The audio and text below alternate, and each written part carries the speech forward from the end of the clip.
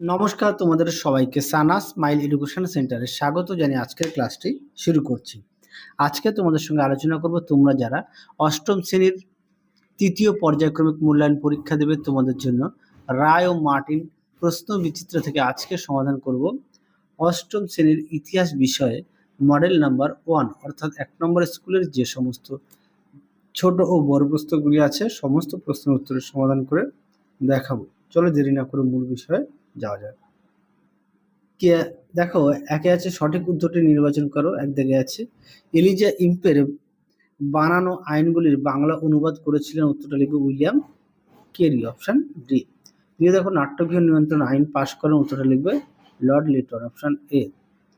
তিনে দেখো প্রশ্নের উত্তরটি হবে দাদাভাই নওরোজি, অপশন এ।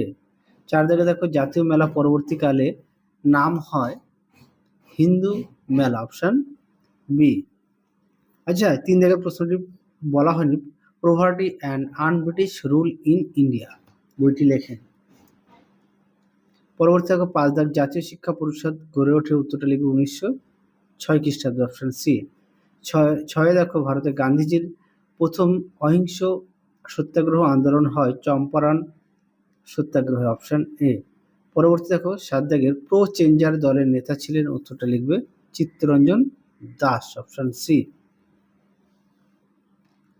পরবর্তী দেখো কি আছে 8 দাগ জাতীয় কংগ্রেসের দল পূর্ণ স্বাধীনতার দাবি তোলে, উত্তরটা লিখবে লাহোর অধিবেশনে, অপশন এ।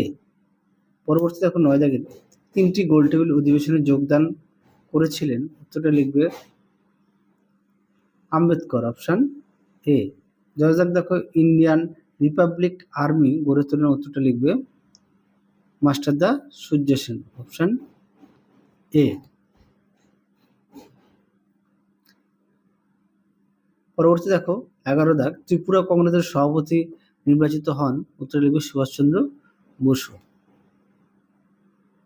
পরবর্তী প্রশ্ন দেখো 12 দাগের ভারতে ইংরেজি ভাষাকে সরকারি ভাষায় স্বীকৃতি দেওয়া হয়, উত্তরটা লিখবে 1835 সালে, অপশন এ। 13 দাগে দেখো পাকিস্তান কথাটি প্রথম উত্থাপন করে, উত্তরটা লিখবে অপশন সি চৌধুরী রহমত আলী। 14 দাগে দেখো ভারতের সংবিধানের মূল রূপকার, উত্তরটা লিখবে ডক্টর বি আর আম্বেদকর, অপশন সি। পরবর্তী দেখুন এক কথা উত্তর ভারতের বিপ্লববাদের জনক কাকে বলা হয়, উত্তরটা লিখবে বিনায়ক দামোদর সাভারকরকে।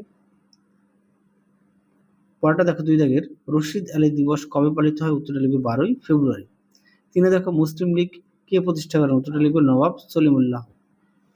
পরবর্তী দেখো 5 ভারতের সংবিধান কবে গৃহীত হয়, উত্তরটা লিখবে 1949 সালের 26শে নভেম্বর। 5 দেখো নর্মদা বাঁচাও আন্দোলনের নেত্রী কে ছিলেন, উত্তরটা লিখবে মেধা পাটেকর। পরবর্তী প্রশ্ন দেখো 6 দাগে সিঙ্গুর আন্দোলনের প্রথম শহীদকে, উত্তরটা লিখবে তাপসী মালিক। পরবর্তী দেখো ক স্তম্ভের সঙ্গে খ স্তম্ভ বেলাও, একের উত্তরটা হবে সি, দুইটা হবে ডি, তিনেরটা হবে এ, চারেরটা হবে বি। সকলে দেখে নিয়েছো। পরবর্তী প্রশ্ন দেখো শূন্যস্থান পূরণ কি আছে। 1 দাগের ড্যাশকে সীমান্ত গান্ধী বলা হয়, উত্তরটা লিখবে খান আব্দুল গফফার খানকে। 2 দেখো তাম্রলিপ্ত জাতীয় সরকারের সর্বাধিনায়ক ছিলেন, উত্তরটা লিখবে সতীশ চন্দ্র সামন্ত। 3 দেখো লোকসভার সভাপতিত্ব করেন, উত্তরটা লিখবে স্পিকার। ঠিক ভুল 1 দাগের উত্তরটা হবে ঠিক, 2 হবে ঠিক, 3 হবে ঠিক। পরবর্তী দেখো কি আছে 1 দাগে জাতীয় কংগ্রেসের নরমপন্থী ও চরমপন্থী নেতাদের মতাদর্শের পার্থক্য লেখো। দেখো প্রশ্ন উত্তর দেখো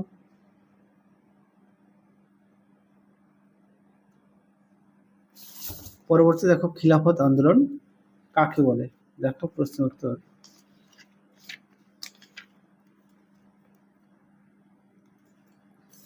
দেখো খিলাফত আন্দোলন বলতে কি বোঝো, এখান থেকে এই অবধি লিখবে।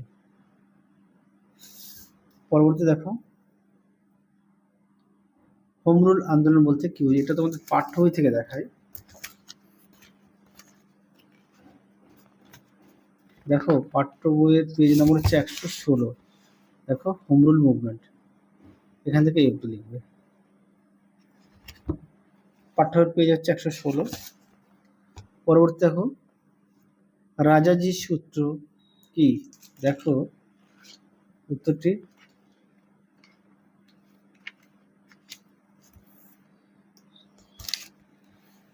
দেখো শিয়ার ফর্মুলা বা রাজাজির সূত্র এখান থেকে লিখবে।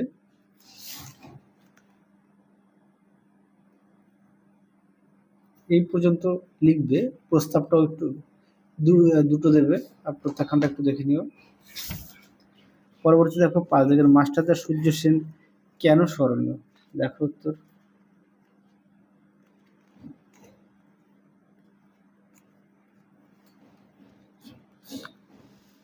দেখো উত্তরটি এখান থেকে লিখবে। যেহেতু 2 নম্বরের বেশি লেখার প্রয়োজন নেই, এই পর্যন্ত আর সঙ্গে মাস্টারদের আদর্শটা একটু দিয়ে দেবে।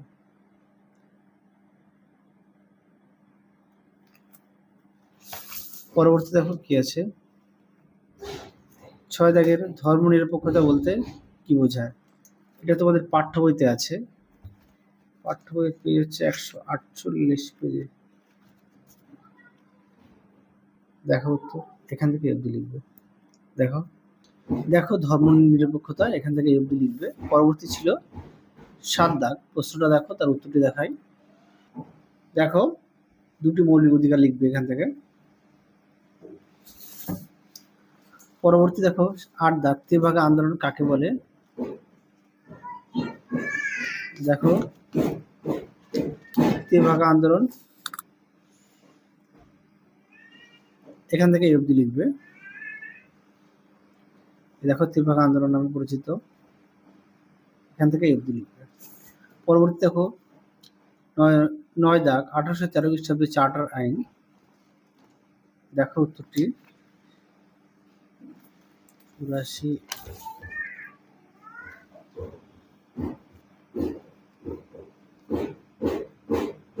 দেখো উত্তরটি এই পর্যন্ত লিখবে। পরবর্তী দেখো 10 দাগ, ব্রাহ্ম সমাজ ও ব্রাহ্ম আন্দোলনের বিভাজন কেন ঘটে? দেখো প্রশ্ন উত্তরটি।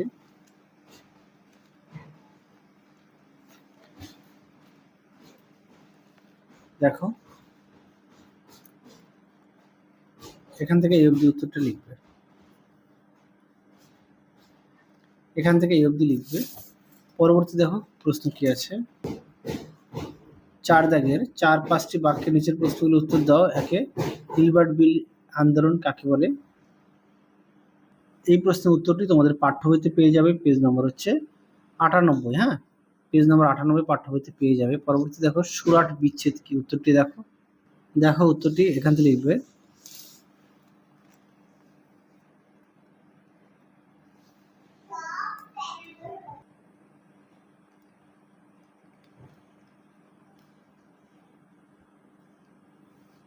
দেখো উত্তরটি এই পর্যন্ত লিখবে।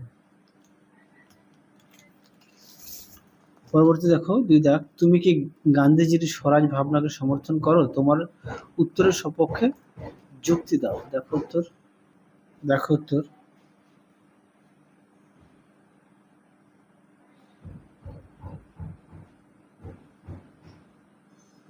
এই পর্যন্ত লিখবে। পরবর্তী প্রশ্ন দেখো চৌরি চৌরা ঘটনা। এই প্রশ্নের উত্তরটি পাঠ্য বইতে পেজ নম্বর হচ্ছে 119 নম্বর পেজ, পাঠ্য বইতে পেয়ে যাবে চৌরি চৌরা ঘটনা। দেখো উত্তরটি পেজ নম্বর দেখো। পরবর্তী দেখো কি আছে, লাহোর প্রস্তাব কি? এই প্রশ্নের উত্তরটা তোমাদের, এই প্রশ্নের উত্তরটি তোমাদের মধ্যশিক্ষা পর্ষদের মডেল সেটের উত্তরটি দেখানো আছে, সেখান থেকে একটু দেখে নিও, কেননা একই প্রশ্ন উত্তর বারবার। পরটা দেখো কিভাবে পাকিস্তান কথাটির উৎপত্তি হয়। উত্তরটা দেখো। দেখো প্রশ্নের উত্তরটি তোমরা এখান থেকে পেয়ে যাবে, এখান থেকে এই উত্তর। পরবর্তী দেখো এছাড়া পাঠ্য বইতে পেয়ে যাবে 142 নম্বর পেজে। পরবর্তী দেখো আচ্ছা প্রো চেঞ্জার, এই প্রশ্নের উত্তরটি তোমাদের ভিডিও শেষে লিখে দেওয়া আছে, দেখে নিও। পরটা দেখো নেহরু রিপোর্ট কি? উত্তরটি দেখো। দেখো নেহরু রিপোর্ট কি? এই পর্যন্ত লিখবে। পরবর্তী দেখো 5 দাগ, ভারতের রাষ্ট্রপতি পদের যোগ্যতা কি? দেখো এই প্রশ্নের উত্তরটি তোমাদের পাঠ্য বইতেই আছে, 149 পেজে পেয়ে যাবে। পাঠ্য বইতে 149 নম্বর পেজে পেয়ে যাবে। দেখো রাষ্ট্রপতি যোগ্যতা, রাষ্ট্রপতি পদপ্রার্থী হতে গেলে এখান থেকে ঠিক উত্তরটি এই পর্যন্ত লিখবে। পরবর্তী দেখো পেজ নম্বর 149। পরবর্তী দেখো ভারতীয় পঞ্চায়েত ব্যবস্থা কটি স্তর ও কি কি। দেখো পশ্চিমবঙ্গের পঞ্চায়েত ব্যবস্থা 3টি স্তর আছে, গ্রাম পঞ্চায়েত, পঞ্চায়েত সমিতি আর জেলা পরিষদ। এবার তাদের সম্পর্কে দেখো দেওয়া আছে, তোমরা অবশ্যই লিখবে। পরবর্তী দেখো 5 দাগের 8-10টি বাক্যে যে কোনো 3টি প্রশ্নের উত্তর তো একই আছে। জালিয়ানওয়ালাবাগের হত্যাকাণ্ড, এটা তোমাদের পাঠ্যবইতে 118 পেজে আছে, তোমরা 118 নম্বর পেজ থেকে পাঠ্যবই থেকে পড়ে নিও। দেখো জালিয়ানওয়ালাবাগের হত্যাকাণ্ড, উত্তরটি এখান থেকে লিখবে। এটা হচ্ছে রাওলাট সত্যাগ্রহ, এখান থেকে দিয়ে জালিয়ানওয়ালাবাগের হত্যাকাণ্ড এখান থেকে ঠিক এই পর্যন্ত লিখবে। Page number 119, 118, 119। পরবর্তী দেখো জাতীয় কংগ্রেসের দলের প্রতিষ্ঠার কারণ, দেখো প্রশ্ন উত্তরটি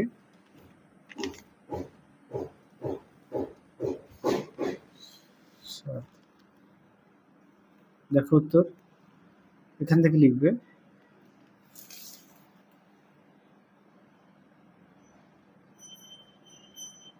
এই পর্যন্ত লিখবে। পরবর্তী প্রশ্ন দেখো 4 দাগের আজাদ হিন্দ ফৌজ কিভাবে ভারত অভিযান করেছিল। দেখো উত্তরটি এখান থেকে লিখবে।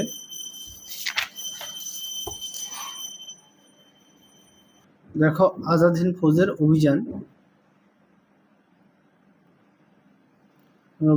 বাহিনীর আত্মসমর্পণটা দেবে, গুরুত্বটাও তুলে ধরবে। এই পর্যন্ত লিখবে। পরবর্তী দেখো 5 দাগে 1946 সালের নৌবিদ্রোহের কারণ ও গুরুত্ব।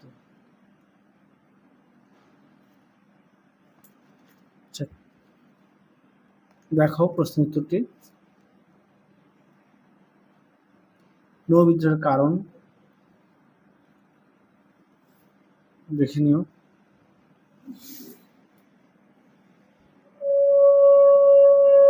পরবর্তী দেখো গুরুত্ব,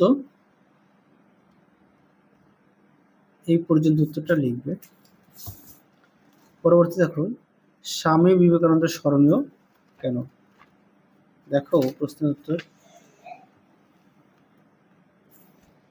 দেখো উত্তর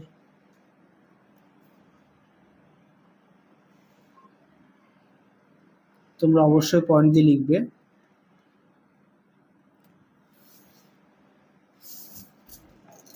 আচ্ছা নৌবিদ্রোহ কারণ গুরুত্ব, এটা তোমাদের পাঠ্য বই থেকে তোমরা পেয়ে যেতে পারো, আমি তো দেখিয়ে দিলাম উত্তরটি সহায়িকা থেকে, পাঠ্য বই থেকে 132 পেজে পেয়ে যাবে। তাহলে চলো আজকের মতো এখানেই সমাপ্ত করছি, আবার দেখা হবে খুব শীঘ্রই তোমাদের পরবর্তী ভিডিওতে। হ্যাঁ, আর তোমাদের ভিডিও শেষে দেখো এই দুটি প্রশ্ন এগুলো বাকি আছে, আমি তোমাদের লিখে দেওয়া আছে, একটু দেখে নিও। যে প্রশ্নটি বাকি ছিল 4-এর 4 দেখ প্রো চেঞ্জার ও নো চেঞ্জার কারা, দেখো তোমরা একটু দেখে নিও প্রো চেঞ্জারটা। পরবর্তী দেখো নো চেঞ্জার কারা, দেখো তার উত্তর তোমরা অবশ্যই খাতা লিখে নিয়ে পড়বে। পরবর্তী একটা প্রশ্ন ছিল 5-এর 3 দাগের প্রশ্ন,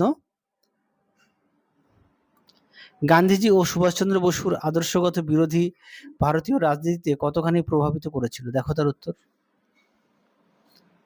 পয়েন্ট দিয়ে দেওয়া আছে, তোমরা অবশ্যই পড়ে নিয়ে লিখবে, যদি পারো খাতায় লিখে নিয়ে পড়বে। দেখে নিও উত্তরটি।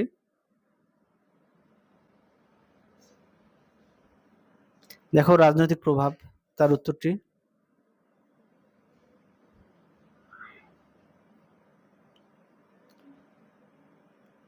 তাহলে চলো আজকের মতো এখানেই সমাপ্ত করছি, আবার দেখা হবে খুব শীঘ্রই তোমাদের পরবর্তী ভিডিওতে। তোমরা সবাই সুস্থ থেকো, ভালো থেকো, আজকের মতো টাটা।